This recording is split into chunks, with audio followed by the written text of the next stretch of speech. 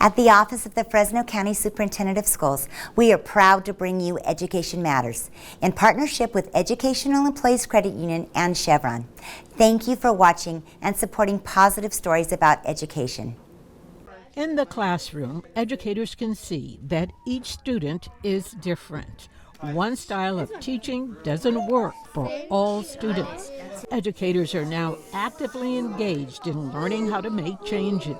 This conference features two remarkable keynote speakers. Over 300 educators from throughout the valley gathered for the first ever Equity Conference, hosted by the Office of the Fresno County Superintendent of Schools. It's really about us becoming better skilled at teaching equitable practices in our classrooms. And those in attendance heard from some of the top minds on the subject of educational equity. Equity isn't a project that is committed to doing to or for, but with. Dr.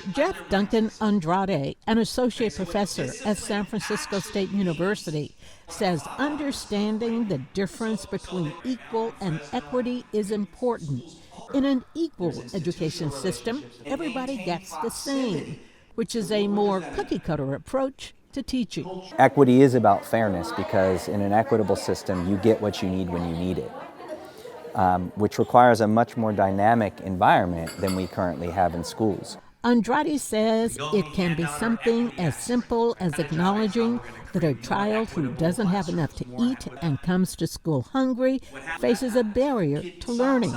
He says that is why in this conversation about equity, parents and students should have a voice. Students have to start expressing themselves like At the conference, at least 2 of the workshops were led by students. Coming out here and having so many admin and just people from our district want to hear about our experiences and support us no matter what, it was really cool. Some of the school districts have already started the work to change the way they teach, the way they see students.